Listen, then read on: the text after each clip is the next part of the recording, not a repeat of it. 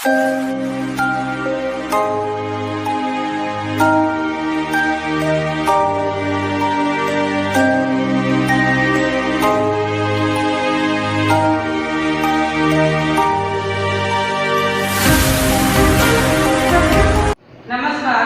Online classes में आप सभी का स्वागत है।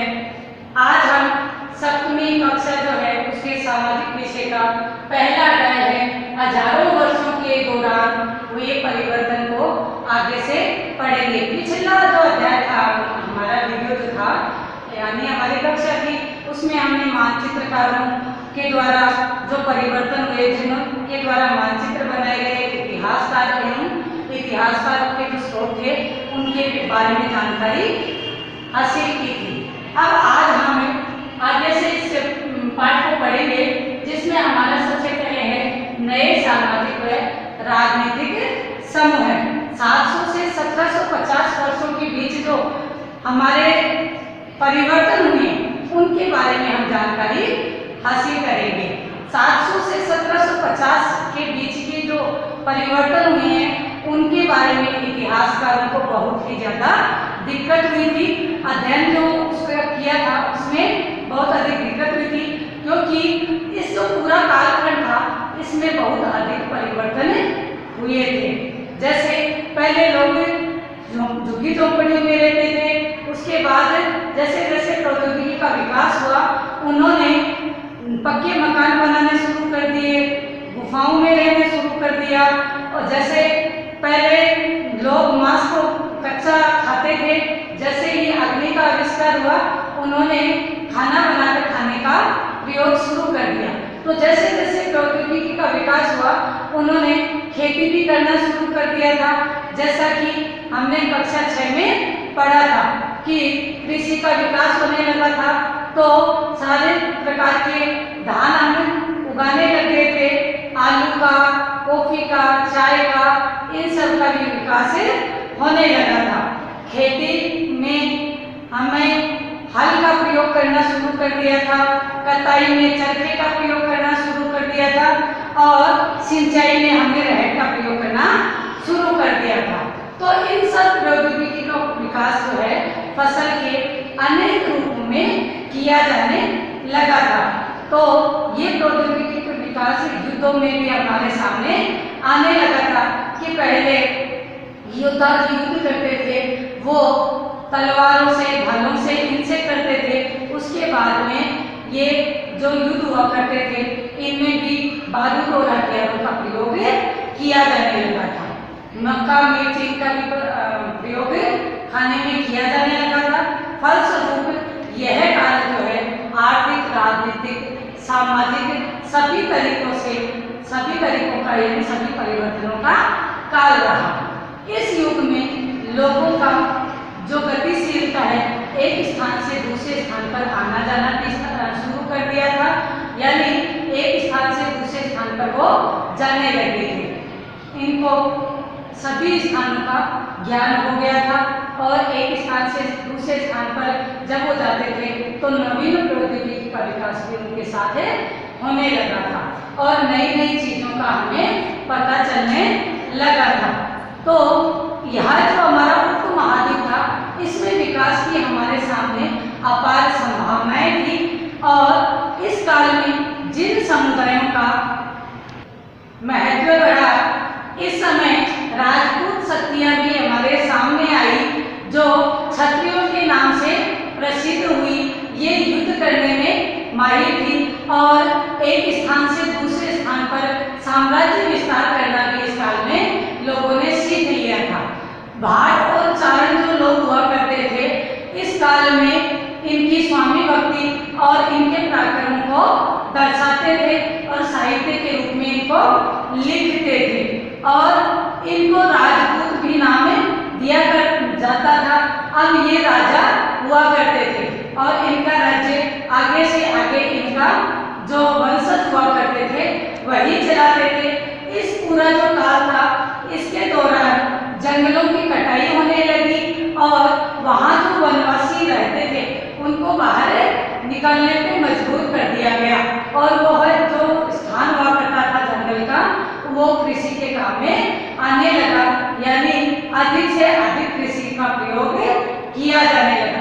जैसा कि हमने पहले भी पढ़ा था कि इसको इस समय में हम पहले क्या हुआ था, लोग कच्चे मांस को खाते थे, उसके बाद अग्नि के विकास से हमें अन्न को बना के खाने लगे, यानी मांस को बना के खाने लगे थे। और जैसे जैसे कृषि का विकास हुआ हम रोटी सब्जी भी बनाने लग गए थे। तो जब हम जैसे जैसे जनसंख्या बढ़ी, कृषि की भी हमें आवश्यकता अधिक हुई, तो हम जंगलों को उस समय काटने लगे और अधिक से अधिक कृषि का विकास करने लगे। इस अगले जो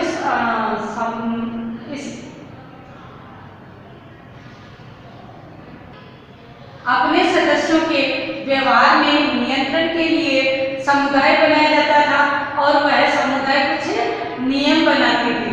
अगर था तो उसके लिए समान सजा हुआ करती थी और वो जो लोग हुआ करते थे वही मिलकर इसका निर्णय किया करते थे कि किसने कहाँ क्या गलती की है या उसकी क्या सजा होगी।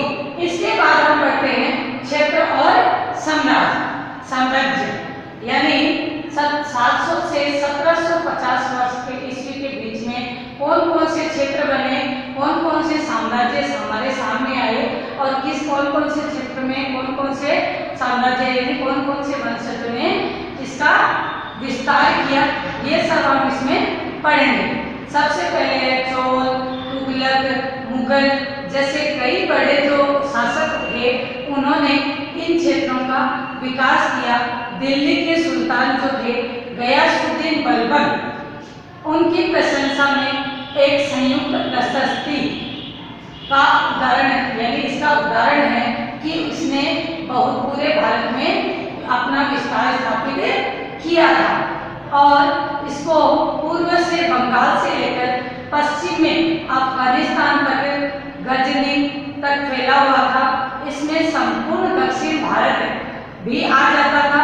गौड़, आंध्र, केरल, कर्नाटक, महाराष्ट्र, गुजरात आदि भिन्न भिन्न क्षेत्रों में उनकी सेना के आगे पलायन कर जाते थे। इतिहासकार विजय अभियान के इन जो दृश्य थे वो दावे थे, इनको अतिशयोक्तिपूर्ण मानते हैं। साथ ही ये समझने की भी कोशिश करते हैं कि ये जो राज्य थे ये सब हमारे शासक जो लोग थे उपमहाद्वीप के भिन्न भिन्न भागों में अपने अधिकार का उल्लेख करते थे। सन 700 तक कई क्षेत्रों में अपने अपने भौगोलिक आयाम तय हो चुके थे और उनकी अपनी भाषा तथा सांस्कृतिक विशेषताएं स्पष्ट हो गई थी। हमें विशेष शासक जो राजवंश थे उनसे भी जुड़े हुआ हमारा उपमहाद्वीप था। इन राज्यों के बीच कई टकरार चलती रहती थी। जैसे कभी कभी चोल, खिलजी, तुगलक और मुगल जैसे राजवंश अनेक क्षेत्रों में युद्ध किया करते थे और अपने अपने साम्राज्य को बढ़ाने की कोशिश किया करते थे। और खिलजी और मुगल वंश के स्थापना कितनी अवधि में हुई ये सब हमें आगे जानते हैं। 18वीं सदी में मुगल वंश पठान के बराबर का था। फलस्वरूप क्षेत्रीय राज्य फिर से उभरने लगे, लेकिन कई वर्षों से जो सर्वदलीय संक्रमण था, यानी साम्राज्य का जो शासन चल रहा था उसमें क्षेत्रों की प्रकृति बदल गई थी। उन्हें कई छोटे बड़े राज्यों का शासन चलता रहा। उन राज्यों की बहुत सी बातें इस उपमहाद्वीप के अधिकार भाग पर फैले हुए इनको विरासत में मिली थी। इन परंपराओं में कुछ एक दूसरे से भिन्न और कुछ समान थी। ऐसी परंपराएं हमें प्रशासन, अर्थव्यवस्था के प्रबंधन, उच्च संस्कृति तथा भाषा तथा उसके संदर्भ में मिलती है। सन 700 से 1750 के जो बीच का है, हजारों वर्षों में विभिन्न क्षेत्रों में प्रकृति तथा एक दूसरे से कटकर अलग अलग नहीं बनती थी। हालांकि उनके चरित्र को अपनी विशिष्टताएं बना रही थी। मगध इनका जो समन्वय था, सर्वदलीय क्षेत्रों का प्रभाव भी उन पर पड़ा। इतिहासकार जो इन हजारों वर्षों के दौरान हुए परिवर्तन की जब जानकारी प्राप्त करते हैं, तो उसमें हम पुराने और नए धर्मों के बारे में भी जानकारी करते हैं। इसके दौरान धार्मिक परिवर्तनों में भी कई परिवर्तन आए। दैनिक तत्व के जो लोग थे उनकी आस्था बदली और हमारे वैज्ञानिक स्तर पर जो बिल्कुल भी जो विश्वास होने लगा था उन पे, मगर आमतौर पर इस आस्था का स्वरूप सामूहिक हुआ करता था। किसी दैविक रूप का सामूहिक तथा संबंध, उनका समाज से संबंध हुआ करता था। जैसे इन समुदायों का सामाजिक संसाधन और बदलता गया, वैसे वैसे ही आस्थाओं में परिवर्तन भी होता है। जिसे हम हिंदू कहते हैं, वो उनकी भी आस्थाओं में लगातार परिवर्तन आता गया। पहले क्या हुआ करता था, राजाओं के मंदिर हुआ करते थे और उन्हीं में सभी लोग क्या करते थे, पूजा करते थे और निम्न जाति के लोगों को वहाँ जाने नहीं दिया जाता था। और ब्राह्मणों का इस समय में जो आस्था है वो या इनका जो सम्मान है इस समय में बढ़ा। यह जो युग था, नए नए धर्मों पे आगमन का भी युग था। नए नए धर्मों में इसका परिवर्तन होने लगा। इसके बाद समाज व इतिहास का जो कालखंड है वह उनके विचार यानी इतिहासकार के समय के साथ बदलाव जो हुआ था उस पर इतिहासकार के क्या विचार थे। सब इतिहासकार समय को लेकर घड़ी व कैलेंडर की तरह नहीं देखते थे, केवल वो दिन और वर्षों को ही देखते थे और उनके बीच आए परिवर्तनों के बारे में ही जानकारी प्राप्त करते थे। आर्थिक संगठनों, धार्मिक संगठनों और सामाजिक समुदायों में किस प्रकार से परिवर्तन हुआ, इसकी जानकारी इतिहासकारों ने इकट्ठा की और अपने इतिहासों में लिखने की कोशिश की और इनके बारे में जैसे जैसे उनको जानकारी प्राप्त हुई, उनको उन घटनाओं को कालक्रम के रूप में प्रदर्शित करने लगे। इस काल विभाजन में आज बहुत कम जो ये कालखंड था, इसमें जितने भी घटनाएं हुई थी बहुत ही कम इसको इतिहासकार स्वीकार करते हैं। अधिकतर इतिहासकार आर्थिक तथा सामाजिक कारणों पर के आधार पर ही इसको मानते हैं और विभिन्न कालखंडों की विशेषताओं को तय करते हैं। पिछले साल हमने जो इतिहास में पढ़े थे, प्राचीन समाजों के कई प्रयासों का समावेश, जैसे संग्रहण प्रारंभिक दौर में कृषि कर्मी, शहरों गांवों के निवासी और प्रारंभिक दौर के राज्य और साम्राज्य किस प्रकार से हुआ करते थे, हमने कक्षा 6 के अध्याय में पढ़ा था।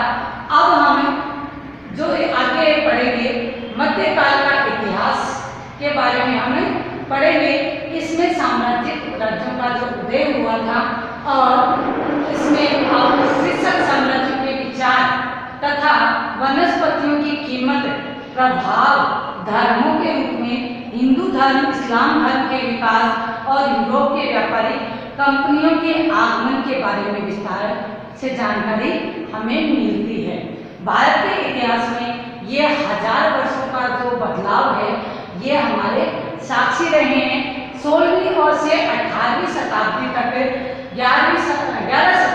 16वीं से और 18वीं शताब्दियों में 11वीं शताब्दियों के काफी भिन्नता मिलती है, यानी कौन अलग अलग शताब्दियों में अलग अलग प्रकार से हमारा साम्राज्य चला करता था।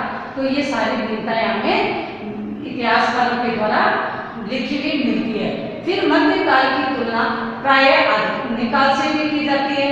मध्यकाल में जो खान पान था, जैसा रहन सहन था, वैसा आधुनिक काल में है क्या? जो उस समय युद्धों में अस्त्र शस्त्र प्रयोग में लिए जाते थे वो वर्तमान में लिए जाते हैं क्या?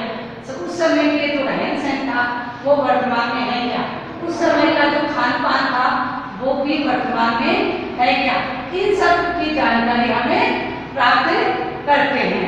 तो ये जो अंतर है दो कालखंडों के मध्य का, इन सब की जानकारी हम इतिहासकारों के द्वारा लिखे गए इतिहासों में से प्राप्त करते हैं।